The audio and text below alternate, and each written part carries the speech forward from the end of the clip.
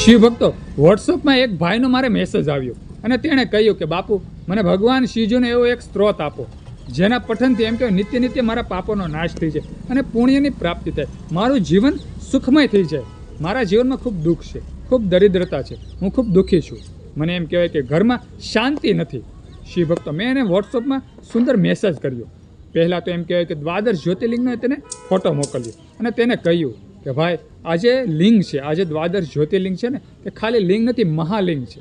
આનું જો નિત્ય નિત્ય તમે પઠન કરો ને તો 100% તમારા એક જન્મના નહીં 7 જન્મોના પાપોનો ક્ષય થઈ જાય છે, નાશ થઈ જાય છે.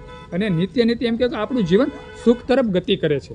પ્રભાતે તમે વહેલા ઉઠી શિવલિંગનું પહેલાં પૂજન કરી લેવું. તે ભાઈને મેં કહ્યું કે પ્રભાતે વહેલા ઉઠી તમારે એમ કહેવાય શિવલિંગનું પૂજન કરી લેવું. એક બીલીપત્ર, એક પુષ્પ ભગવાન શિવજીને અર્પણ કરવા, એક જ્યોત, એક દીપ શિવલિંગ સમક્ષ એમ કહેવાય કે દીવો મૂકવો. આવું થોડું થોડું ભગવાન શિવજીનું લિંગનું પૂજન કરી લેવું. અને આ જે 12 જ્યોતિર્લિંગ છે અને આ જે દ્વાદશ જ્યોતિર્લિંગ છે તેનું પઠન કરવું.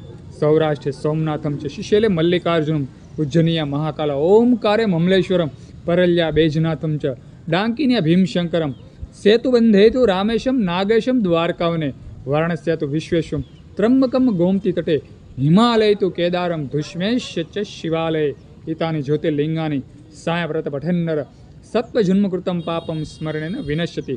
શિવભક્તો, આવું મેં તે વ્યક્તિને કીધું કે તમે દ્વાદશ જ્યોતિર્લિંગના નામ ભગવાન ભોળાનાથની શિવલિંગ સમક્ષ બોલજો. પ્રભાતે વહેલા ઉઠી અને આ દ્વાદશ જ્યોતિર્લિંગના નામ શિવલિંગ સમક્ષ બોલી જવા.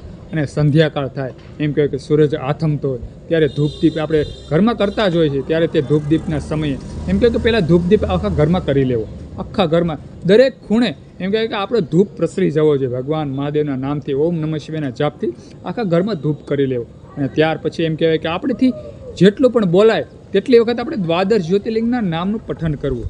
એમ કહે કે 2 વખત, 5 વખત, 10 વખત અથવા 11 વખત આપણે દ્વાદશ જ્યોતિર્લિંગ બોલી જવા. ભગવાન ભોળાનાથ આદિ અનાદિ અનંત છે અને તેમાં પણ આ તો મહાલિંગના નામ છે, તેનું નામ સ્મરણ કરી અને આપણું કલ્યાણ ન થાય તેવું બને જ નહીં. હંમેશા ભગવાન મહાદેવ તો એમ કે નિરંતર તેના ભક્તો પર વરસાદ વરસાવે છે અને તેમાં પણ આ તો દ્વાદશ જ્યોતિર્લિંગ મહાલિંગોના નામ છે.